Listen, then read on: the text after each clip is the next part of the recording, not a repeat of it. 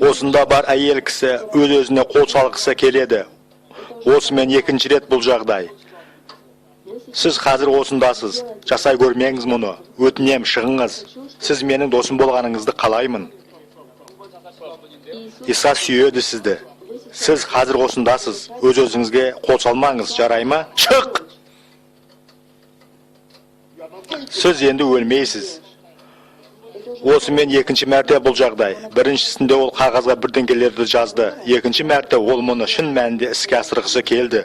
Алайда бұл кетті. Құдай азат етті оны. Рахмет.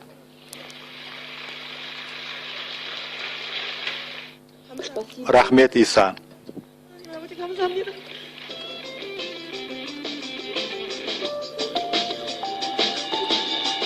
Құдай адамы осындағы әлдекім өз-өзіне екінші мәрте қол салғысы келеді деп пайғамбарлық айтты. Сол себепті мен шықтым. Мен ендігі қошасы сөзімді жазып та қойған едім. Мен екі рет өзіме қол салуға оқталдым. Біріншісінде улы химиялық қоспаны іші бөлуге оқталдым, бірақ әлдекім менен оны тартып алды. Екінші рет мен күйзелістен жылға жуық жапа шектім. Сонда мен екінші рет өзіме қол салғым келді. Менде өте көптеген мәселелер болды. Оларға байланысты өзіме қол салғым келді. Мен улы нәрсені екі рет іштім. Құдай адам маған пайғамбарлық айтқанда суық ызғарды сезіндім. Сосын мені қалшылдата бастады. Бұл орнымнан тұрғаннан кейін басталды. Пайғамбарлықты естігенде алға жүгіріп шықтым. Мен өзіме қатысты осы пайғамбарлыққа өте таңғалдым. Менің аяқтарым дірілдеп, сол себепті де алдында мен қозғала да алмадым.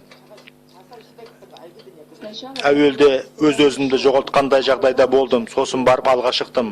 Маған пайғамбар Тибел Жошуа дұға еткен кезде мен әлсіздікті сезіндім. Ол маған бірнеше мәрте жанасқан кезде мен әлім болмай құлап түстім. Сосын мендегі діріл шығып кетті. Қазір мен өзімде бақытты сезінемін. Мен ендігі суық пен дірілді тәнімде сезіп тұрған жоқпын. Рахмет, Иса.